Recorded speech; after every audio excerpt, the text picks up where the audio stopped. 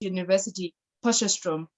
Dr. Metula, thank you for honoring today and being our first guest as we launch this Young Researchers Hub outside of the conference of the university and allowing the science and the community to merge in one place. And I thank you for giving us your time and welcome. How are you today? Thank you, Isa. Thank you for inviting me. I am really feeling honored. I am okay. I am coping with everything that is happening out there. Yeah. Oh, I'm glad. I'm glad that you are coping. And so today, Dr. Metula, we want to unpack what we call research. Yes. And different research writers have written that research is something that we do now with the accessibility of our computers and internet, which is they call quasi-research, because it's just research. But then you find that there is research that you're in, which is what we categorize as scholarly research.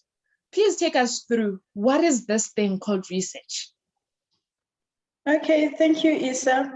Research is a process of steps used to collect and analyze information to increase our understanding of a topic or a certain issue, or to gain new knowledge about a certain issue or a certain topic. So when you do this research process, you have to go through 3 steps. So the first step of conducting a research is when you need to identify a gap in your area of specialization, or you need to pose a question on what you need to find out. So that means you need to find a gap in your area of specialization or in your area of interest. So the first question for this step, which is finding a gap or identifying a gap, is to ask yourself, what do you want to find out, or which gap do you want to fill? So this could be influenced by your own personal experience or your own observations. So we all know that interests differ from one person to another. So does the research interest. And then while you are still identifying the gap or identifying the topic that you want to work on, you need to ask yourself, why do you want to conduct a research? So the basic principle in life, in everyday life, is to find a purpose in everything that you do or in everything that you want to do. That applies in research as well. So you need to be able to know why you want to gain more knowledge or new knowledge about a certain issue or a topic. And you also need to know why is that information necessary in your field of study or to the society at large. So the third question that you need to ask yourself while you are still in the first step of your research is to how are you going to conduct this research? So here there are many research methods that you can think of that you can apply in your study. So the methods will enable you to get the answers that you want.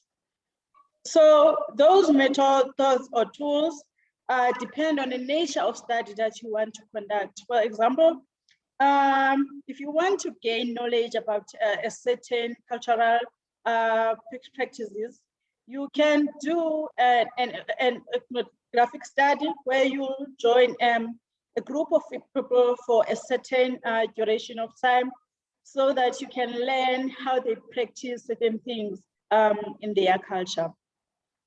So the last question that you need to ask yourself while you are still in the first step of conducting your research, or in the first step, which is identifying the gap in your research interest or in your field, is when do you want to conduct the study? So it is very important to set up a time frame when you conduct a research. It is also important to identify the time frame, the time when this information or knowledge that you want will be necessary. For instance, in the time when we experience imbalances in the education system in our country, looking for necessary interventions that balances or equalizes the education system is vital. So the time that you can do the research that is seeking for the balances or the interventions of equalizing the education is now. So after you've asked all of those questions in the beginning of conceptualizing your research, the second step is to collect the data to answer the question. So now you've found out what do you want, when do you want to do it, how will you be conducting your study, and why do you want to conduct your study? And then the second step now is to conduct the research that answers your question. As I've already mentioned, there are many methods that you can think of. The methods will enable you to get answers that you want. Those methods or tools depend on the nature of the study that you want to conduct. You can do ethnographic observations and interviews. You can do experiments, you can do surveys, etc. That depends on the nature of information that you want. For instance, in cases where you want figures or statistics, you have to conduct your research by using questionnaires so that you can get those figures. So after you've conducted your research, you've gathered your information, then the final step is to present an answer to the question. So in this step, it is where you will start writing your research report or your dissertation or your thesis. And here you need to demonstrate every step that you've taken in order to gain the answers to your question. This is very, very important, Lisa, because you don't want to be accused of posing invalid claims. Thank you.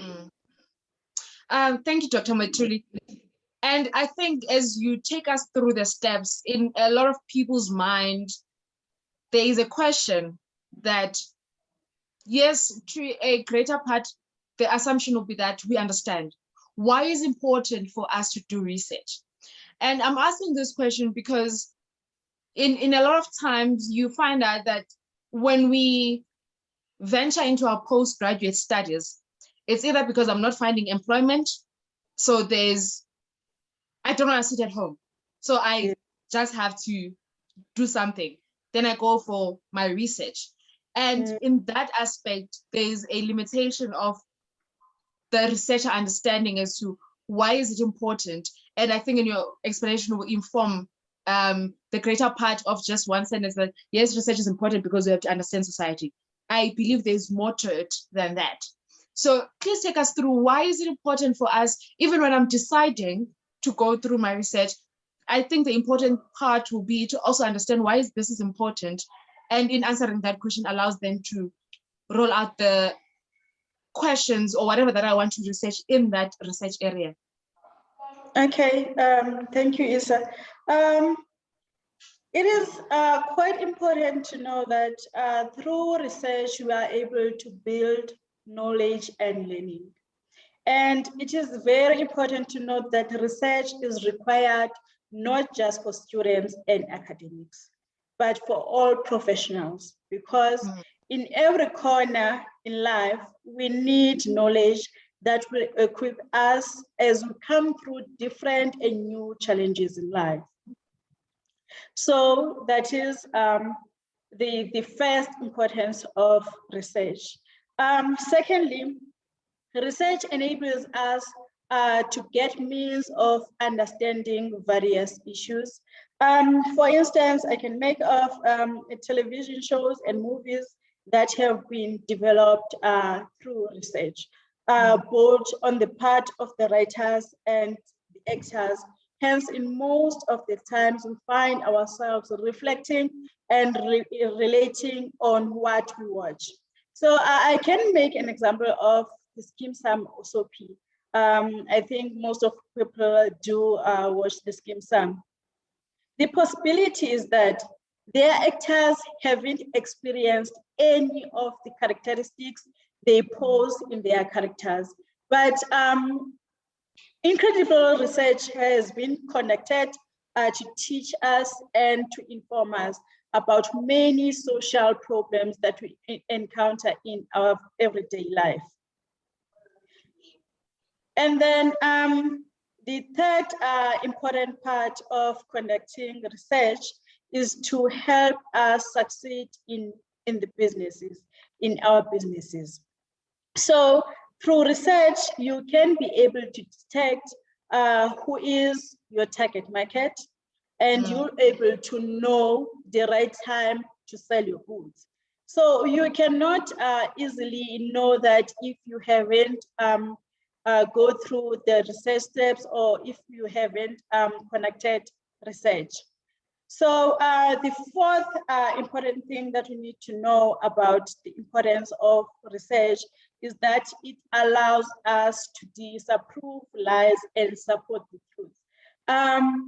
There is nothing that is embarrassing as to just agreeing in everything that you hear and everything that you are being told. You don't even know which is right or which is wrong. So it is important for us to read more books, to try to find out the truth by ourselves. So the fifth thing that we need to know about the importance of research is that it promotes love and confidence in writing, in analyzing and sharing valuable information. And the final thing that I want to point out as the importance of research is that research enables us to exercise our minds. We always want to find out new things. We always want to explore. We always want to evaluate certain things. So in that process, your mind is exercising. Thank you, Dr. Metula. Sorry, you mentioned something that has been my issue when it comes to society in general. Your fourth point on that people receive information and they never get to question what they're receiving. And especially in South Africa, media has played an incredible role in sometimes creating chaos, sometimes giving information for different parts. And what happens in most of the time, people see a headline and you see people having arguments, conversations, and someone else will say, but you didn't even check the content because the content is different from what you are saying. So there's a very big gap between us and consuming information as a country. And my next question will be, how has your experience been for young students who want to go to research? How are they interacting with research, and how are you experiencing them as a lecturer and as a supervisor? Okay, Issa, in my own experience as an academic, I always find that students want to do research because it is a requirement to get a qualification. And you'll find that the student doesn't even know what he or she wants to do. Or if the student knows the topic, it's just the topic. Otherwise, the student doesn't relate to the topic. I always suggest my students to look for something that is very attached to them, meaning they have to look for something that that they have interest in, so that their argument will balance. They won't have the argument that is just in the surface. Because when you don't know or you don't understand this issue, you haven't read about it, you just decided to write a topic because it has these big fancy words, and then you decide, yeah, this is my research topic. Then along the line, you will find problems because you don't have a deeper knowledge about this topic. And now it becomes a problem mostly when you have to do the literature review, because you have to explain to evaluate every concept that you put in your topic as your research study. So if you really don't have a deeper knowledge, or if you don't connect with what you want to write, you might find it boring. For instance, in my study, that is based on local web newspapers as tools for framing food security.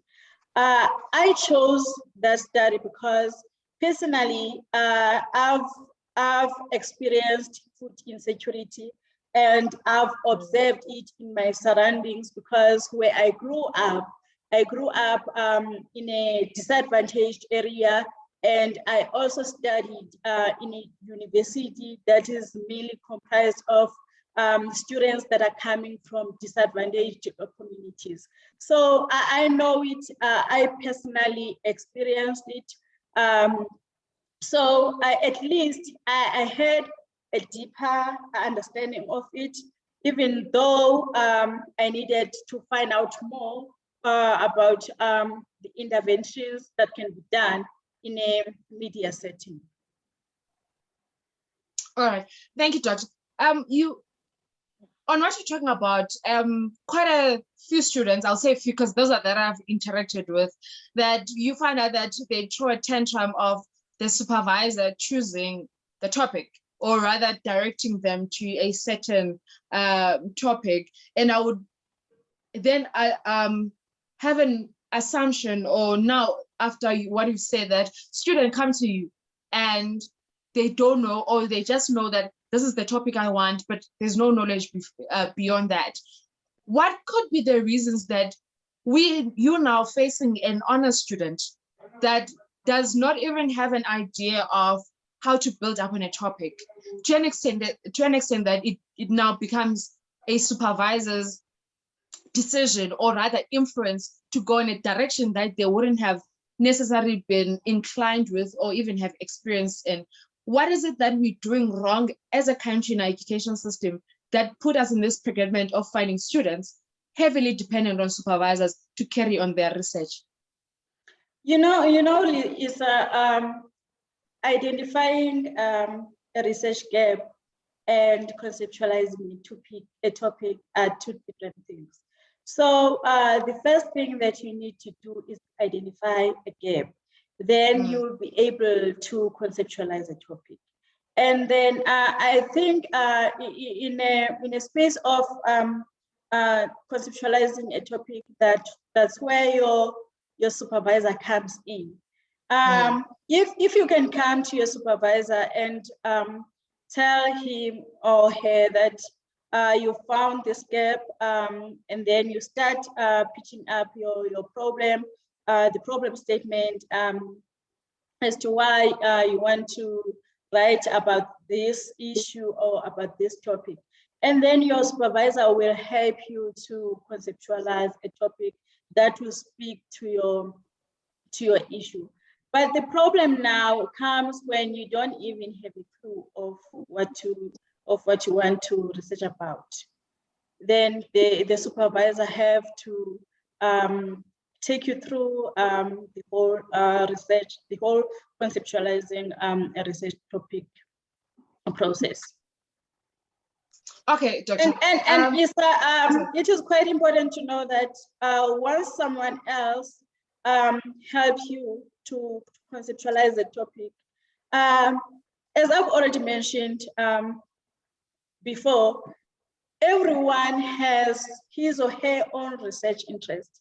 So you cannot expect that person to read your mind. Obviously, when I help you in conceptualizing a research topic, I'll be influenced by my own interests. True what you're saying, Doctor. And so then the next question I want to ask, which is, I think a lot of young people, this again, like what you're saying, it's based on my own experience of when I first encountered research. I had done my undergrad, but I had no clue. I didn't know that I had needed to find a gap, and then my question is, how do you identify the gap? Because sorry, because what happens is you find out that on the area that you want to research in, there are already people who have written on that area. So what would then go in the mind of a young scholar is, many people have talked about this. Where do I identify the niche? How do I identify the niche in this whole big research that has already been done, in order for me to put my own perspective into it and add on the conversation? Isa, once you start telling yourself that there is a lot that has been done in this field, or there is a lot that has been written about this issue, that means you haven't exhausted your reading, because there is always a gap. So you need to start reading and take your reading seriously. Then you'll find a gap. But okay, if you haven't read, if you haven't gave yourself time to read, for instance, I sometimes suggest that you go through the literature review even before you start conceptualizing your topic, so that you will be able to find a gap in your reading process. Okay, Doctor. You've taken us through the first part of what research is, and the reason why I've started this, as I've said most of the time, that I want to bridge a gap between the science and the community. I've decided on my topic, and I've decided on the area I want to research in. And when I go to the community, or as I embark on this journey, what is my role as a researcher in taking through this research, both as a person writing this research, and both and also as a person who goes to society to find participants, or even if I'm doing it with using a secondary data, what is my role as a researcher? Okay, the role of you as a researcher is to be a facilitator and a participant in the research process. For instance, when you want to find out about a certain issue in a community, you work with a range of stakeholders. It could be the community members, the community leaders, the religious leaders, like everyone who is in the community, the children, the parents, and then you can do that through interviews or discussions. So in this scenario, the aim for you as a researcher is to facilitate the discussion and information gathering, with the aim of gaining knowledge and later suggest solutions or the actions. So it is important to note that your responsibility goes beyond being a particular conductor of the research program or the facilitator of this research program. And it has an explicit social, economic, or political, or scientific, or a health change agenda. That means your agenda could be to bring the social change, could be to bring the economic change, the scientific change, or the political change, or the health change. So for you is to bring the change, is for you to facilitate the discussions that will enable you to enforce that agenda, or to bring or to enforce the actions that you need to be taken to solve a specific issue.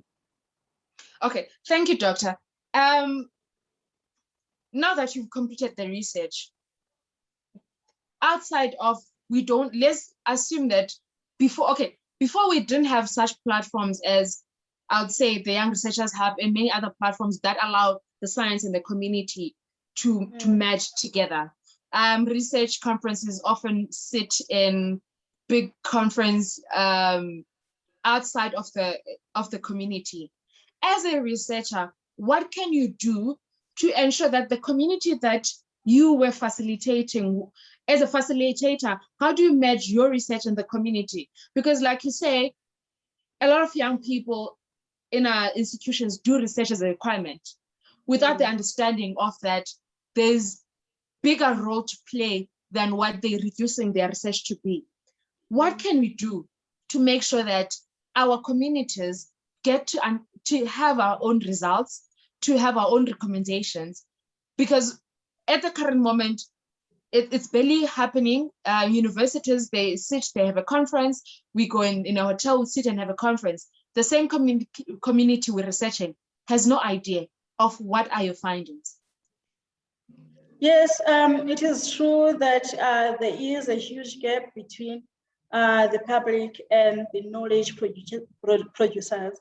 And that is mainly because the platforms in which we tend to share our research outputs on, in most cases, they are exclusive to the public.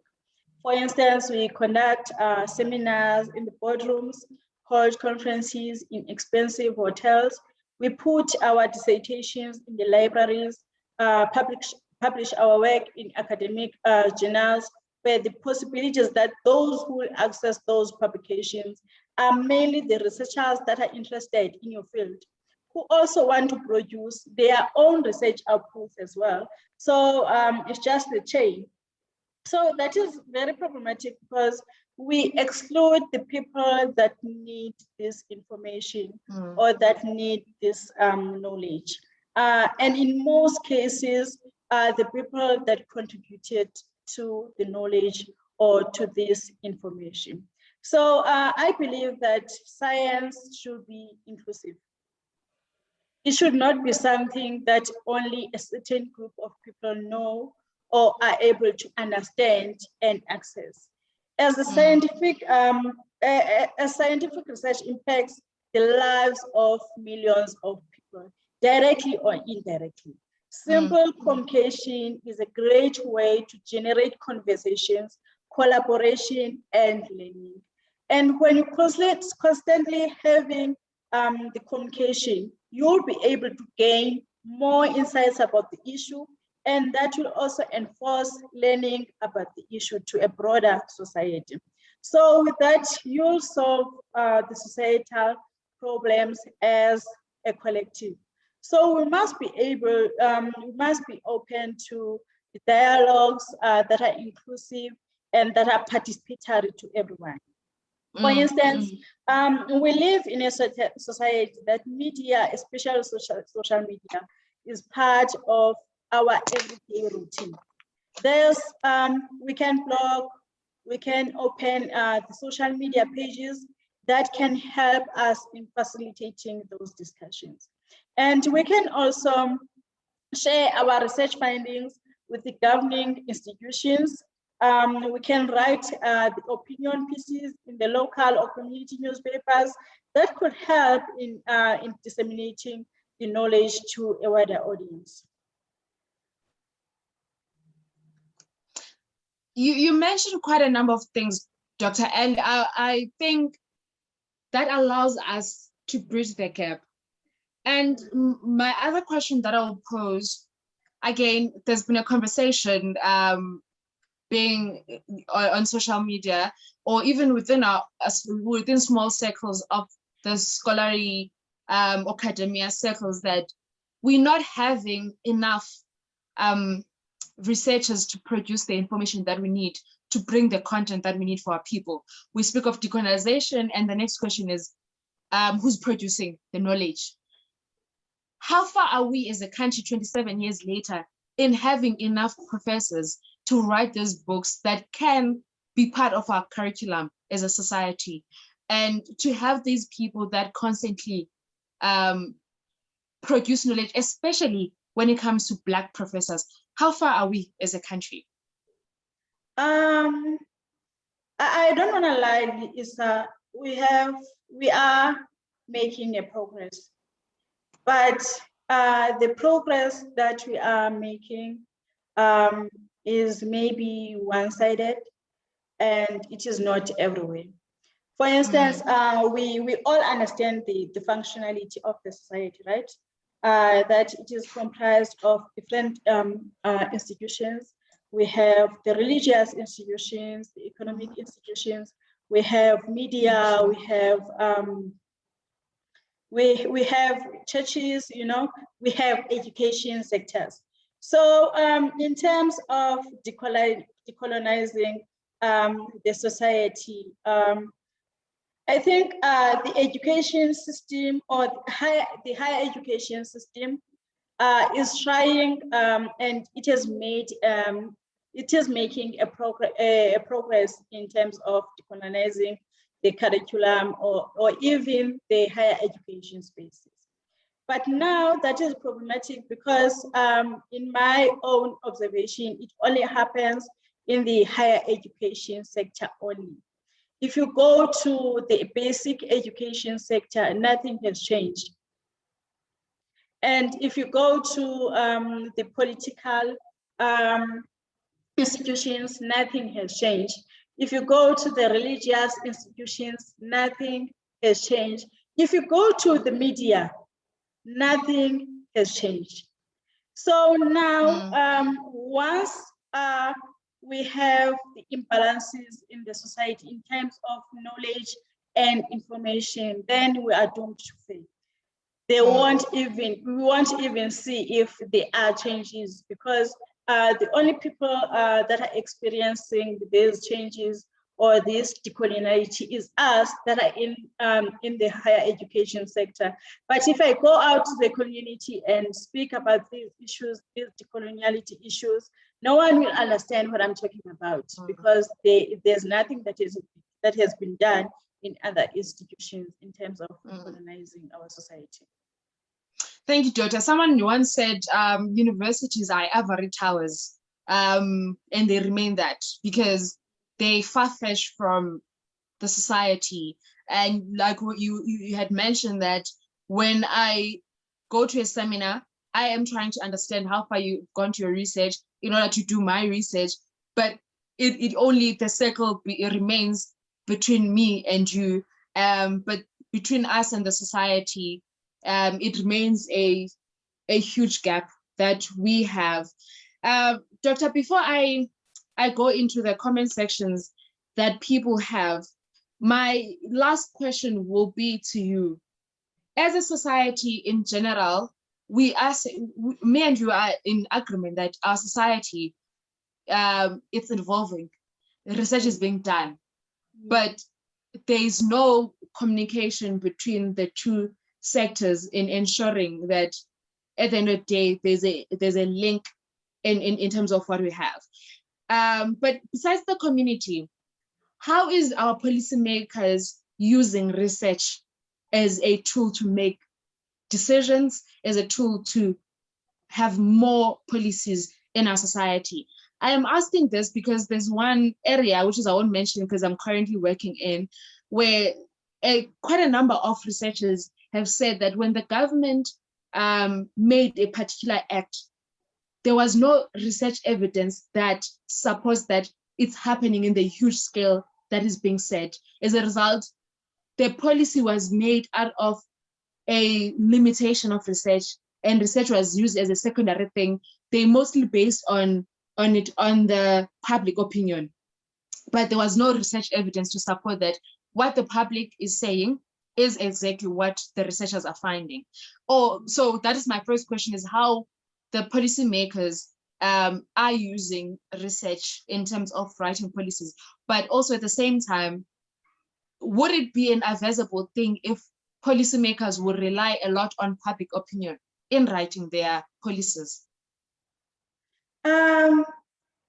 I think, Lisa, the question here should be how the policies should be influenced by the research that has been conducted.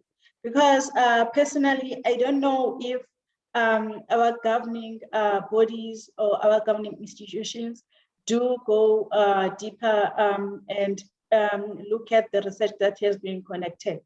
Because I believe that a lot has been done in trying to solve our problems, but those recommendations or the findings, they don't reach the government institutions, or even if they do reach those government institutions, they don't use them. They rather try to conduct their own studies. So I think there is still a gap in what we produce as researchers and what the policy makers want. Otherwise, they do need to conduct research. They do need to use the studies that we have conducted in creating their policies. And finally, Issa, on your final question, they need to understand that the communities need to be active participants in their policy making. They need to treat the communities as active participants of science production and not just as subject for investigation. So that there could be that interaction, because we all understand that people know their problems that they are facing in their communities more than anyone else. You cannot come from East London and tell me about what is happening in my Berlin, and then you also suggest solutions for our problems. We know in our community, we know how can we solve our problems. Yours is to intervene and help us to navigate the way around solving those problems, not telling us what to do. Yours is to facilitate. Thank you, Doctor. Now we go to the public as they have their own questions. From my side, I'm stopping there. So this is from Sbusiso Maneli saying, thank you, Doctor, for the information, and I have a few questions for you. So I'll go through the first question you answer, and then I go to the second one. The first question is from a researcher or postgraduate perspective, what are the key things to look out for before you start your dissertation or mini dissertation? Assuming that either they are in honors, masters, or PhD, depending on the level they're in. So what are the key things to look out for? I've already mentioned this is when I was taking you through the steps of conducting the research, that you need to firstly identify the gap that you want to focus on, and that can be influenced by your observations or your personal experiences. And once you find that gap, you need to sit down and look at the methods that you can use in order for you to find answers to your topic or to the issue that you have identified. And once you find the correct methods and you have identified your gap, then you'll be able to conceptualize a topic, because sometimes even the topic of the research is influenced by the methodology that you'll use when you conduct your study.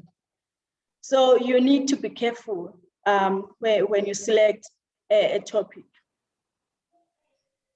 Okay, Doctor. Thank you for that. And the second question is, in what ways can we as postgraduate students, especially master's level, maximize our lived experiences in pursuit of research that is contextual to our realities?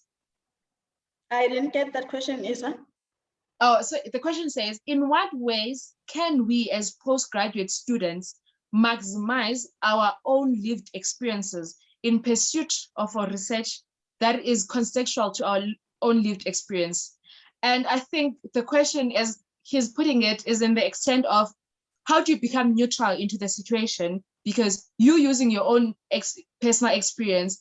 And when you're doing it, you might be sometimes biased to certain things and have pre-concluded ideas, which is might then be hindering. So I think it's a matter of, yes, I want to use to maximize my own experiences, but at the same time remain neutral to the situation. So there is nothing that we call biasness in research, as long you followed the right steps of conducting your research. That means you had your subjects, your participants of your research, and your findings are mainly on what you have gathered from your participants.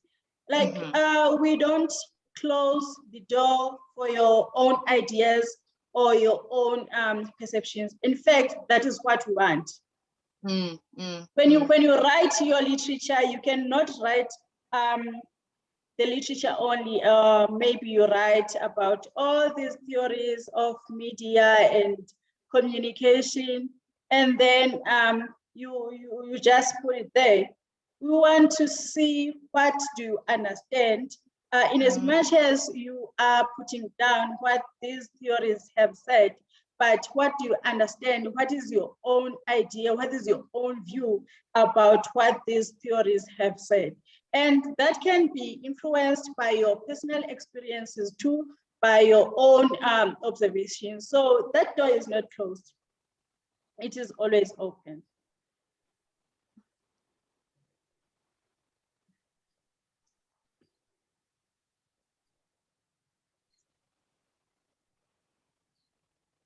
Hi, Isa.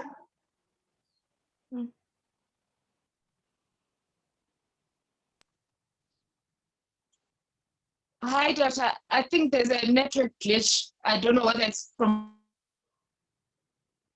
But I can hear you.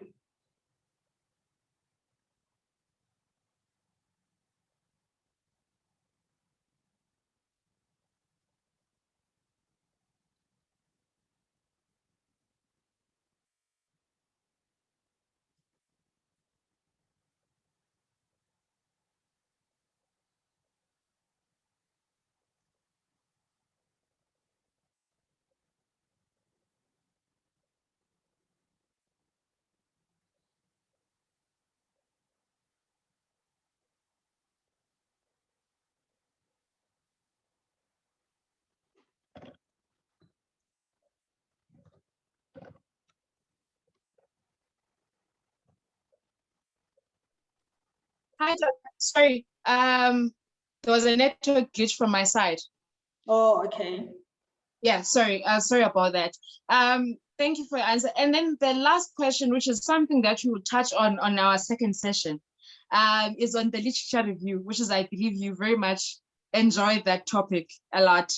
So the speaker say, "Oh, Luvo, I have seen your hand. I'll give you a chance after this one."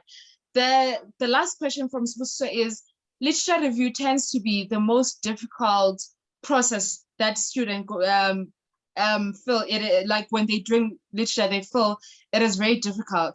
Please provide tips on how to approach it. Okay. Firstly, when you conduct your research, you need to align your literature to the aim of your study. And the aim of your study is always aligned to the topic of your study. So that means you'll break down your aim, the aim of the study. And then you'll find the concepts that you want to write about in your literature review.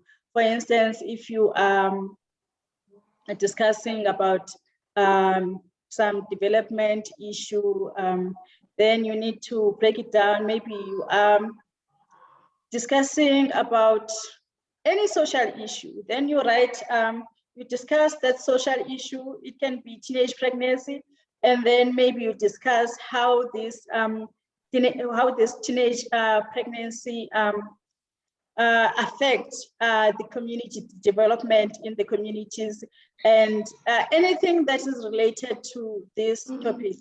And you have to read. You have to read it and try to find the whole knowledge, the whole information about it. And then there is that part of theoretical framework. You know, you have this theory that build your study. And then you write this theory. And then you have to look at the basic principles of this theory. Every theory has always the basic principles.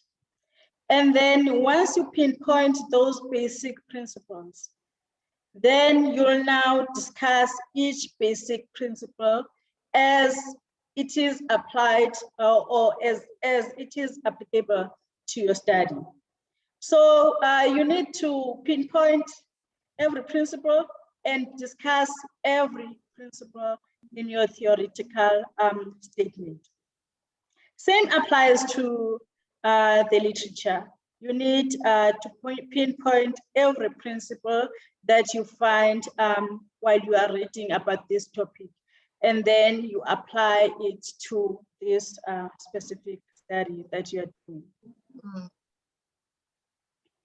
Okay, thank you, Doctor. Luvo, I'm gonna give it to you now that you can pose a question to Dr. Metula, and then I'll continue the conversation. The floor is yours. Please unmute your mic. Okay, thank you. Am I audible? Yes. Oh, thank you. Doc, thank you very much for this session. I've learned a lot. Let me just declare that I'm in the process of submitting my master's proposal. So okay. I have learned a lot of number of things. Now, I just want to ask a question. Do you think in our lifetime, particularly these years, we have grown a fear as academics? As we grow, once you have honors, you feel like when you have honors, you're not ready. And when you have masters, you feel like when interacting with the people who have progressed a lot in the field, you're not ready, to an extent that the information that you have gathered at honors level, you feel that it is not sufficient enough for people's ears. And do you think that also restrict us from writing books about the things that we have researched? If, for example, I can make one example.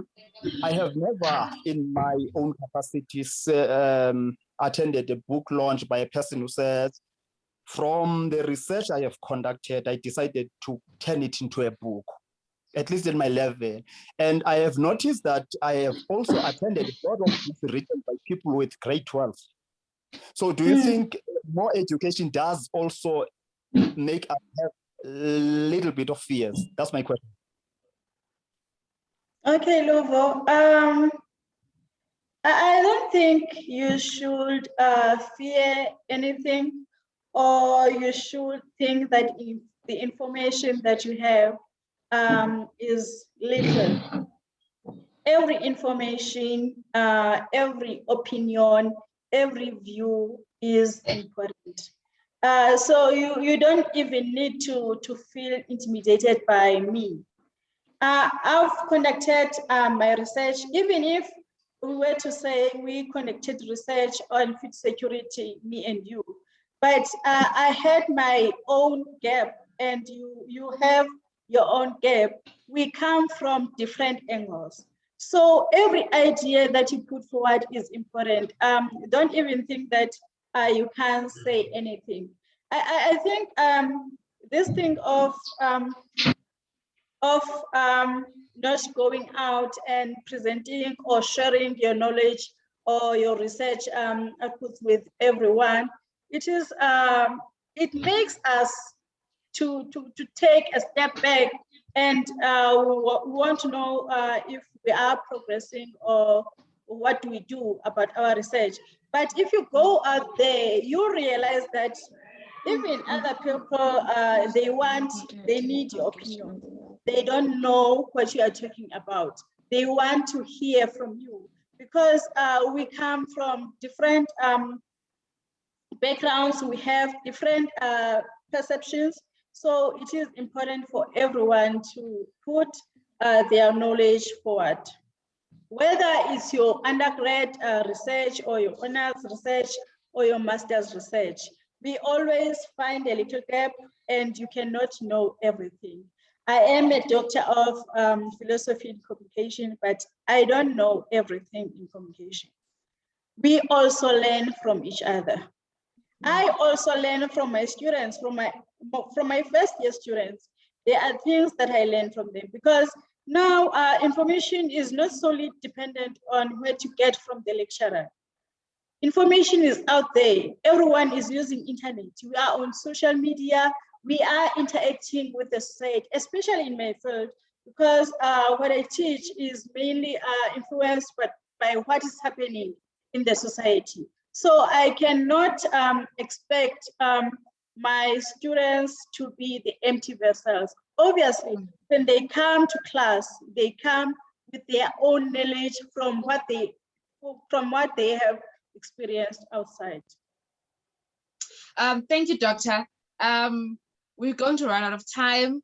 And from my view now, as we're unpacking the conversation, and someone had asked me a question yesterday about what is quantitative research, I do realize a second session is needed on quantitative research, the ethnography, and many other things to unpack, because I also think that's where the struggle is. How do you choose your framework? How do you decide on the tools to use? It's still a bone of contention for many younger people to understand as to where do I go? Okay, I understand my topic and everything else, but how do I then now decide on the methodology? How do I decide on the framework? So we still need to unpack a lot of those things. And I thank you, Doctor, for your time. My last question to you, and that I'll also ask you that you do your closing remarks, will be, what can we do to make research a culture for young people? Looking at how our university undergraduate studies are structured, there is barely ever any interaction with research. Now, you get me at your honors level as a supervisor. I am empty. I do not understand. You have to start from scratch, which is, I find, would be very difficult because you're expecting that at least I would have gone a certain mile to understand. What can be done, or what do you think needs to be restructured in our whole entire system when it comes to structuring undergraduate studies? It's I don't fully understand why we say we only deal with research at the postgraduate level.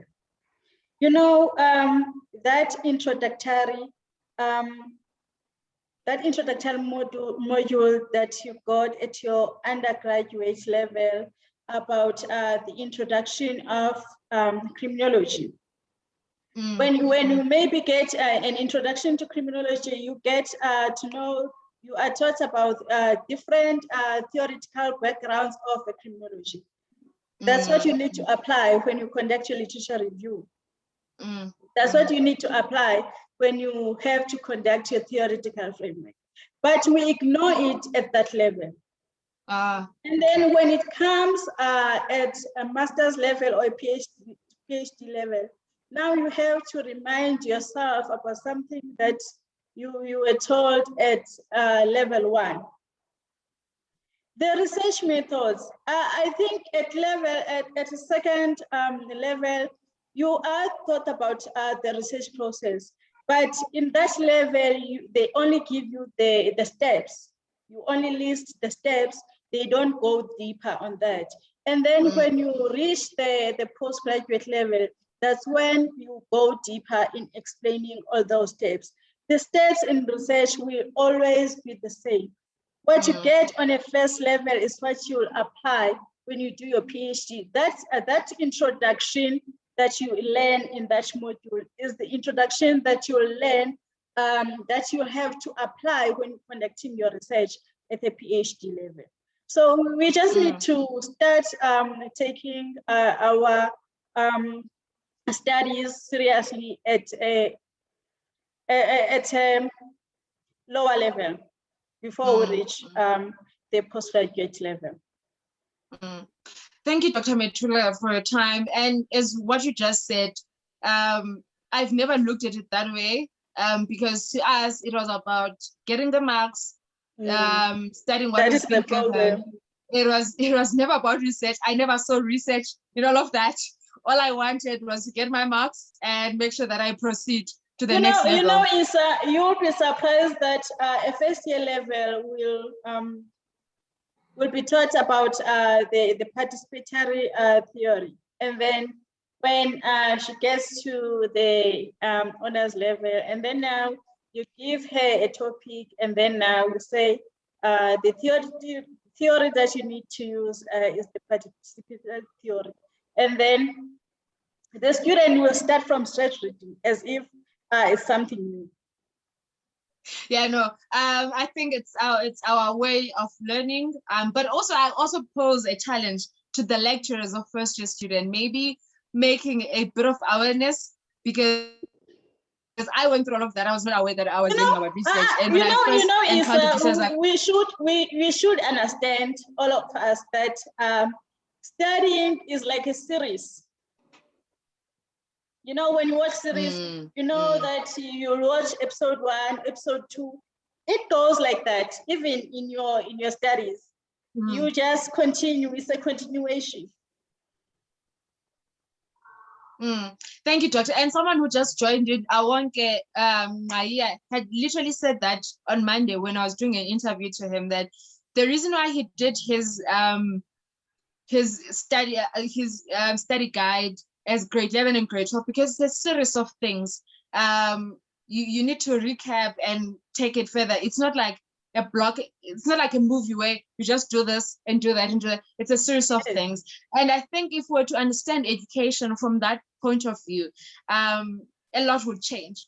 Because I do believe now, even how we are motivated about education, I remember saying to my friends that I have done my part in life because I was taught to get good grades, study hard, finish my first degree, get a job, and I did exactly that routine. There was no anything that talked about research. There was no anything about contributing to society beyond that. All I ever been taught was the lifeline of you get to do your high school, primary and everything. You go to university, you get a job, you work for the rest of your life, you die. There was no in between of anything that is different. And I think most of us are living through that series of line of there's a linear line that we have to follow in living this life. And hence you find that there are less people who are inclined into falling in love with reading. We have a problem of reading in our country. People do not read. A paragraph like this on Facebook feels so long because we're not accustomed to reading. And research requires people to read a lot. And if we're a country that struggles with reading, it means we're a country that will struggle in having researchers, because the two are intertwined, they work together. And I think it's also because of how we've been told in our younger age that there's a linear line that you go through, and if you follow that line, your life will be okay. And you get to that part where you finish with your postgrad, with your undergrad, and you realize life is not as we're told. It's a whole different thing. And now some of us get to be interested to contribute in society, but our minds are still confined in what we have been taught, and we're unable to grow beyond that box and find ourselves being researchers and all of that. And I think that's why as a Black community, we've struggled a lot when it comes to having more professors, having more people who produce researchers. Also talking to what Luvu was talking about, the fear of making your ideas being out there, because even the teaching has always been about the teacher being in front and the learner taking whatever that is there. Now, research allows you to put even your own work out there to the people, and it becomes a thing of, would people be receptive in what I'm talking about? Would it be a contribution to the world? Would it make any difference? And many other questions that they have. And people end up saying, you know what, I'll stick in my own little corner. I'll do my job, and that's where it ends. And I feel like we have a lot of people that have so much to contribute to the world, but fear is what holds them back. And if we were to teach our kids and to love reading, and it will then translate into the love of reading, would translate into the love for writing, because now they would want to put their own thoughts into paper to share what they understand about what they've read. And I think in that way, we'll gain more of the researchers we need. And I think it's a task that we need to all to take as lecturers, as community people. We need to make a culture of reading as something that becomes a part of a society. If you wake up one day and say, I'm going to do a competition for kids Beleni every December to read, and anyone who reads better, they'll get a trophy or whatever, there's a reward. I do believe that every child will work to all the year trying to make sure that at the end of the day of the year, there's that trophy that Dr. Metula is going to give me if I read well and if I translate well what I've read, and I'm able to write. And I think that will then grow a young generation of readers, writers, and ultimately having knowledge producers.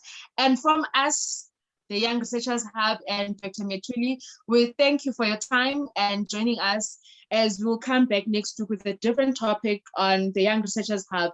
Again, tackling this animal code research and making science a part of the whole entire community, and making sure that as science and the community become one, and that our people don't only become participants of the research, but also become part and parcel of engaging that research, implementing our recommendations. We have seen throughout the country the outcry of government departments outsourcing the research people, and only to find out what they research about does not tally with our community. I give out a task and ask people to make research a part of them, to make postgraduate studies something that they will take. And when they do the research, they understand that they are not only acquiring a certificate, but they are growing an entire community. And there's a lot of people that are looking up to them, and their answers will change a whole entire society. Have a great weekend. Enjoy your weekend. Rest. Monday is coming, but please do social distance, sanitize, wear your mask, ensure that you're safe.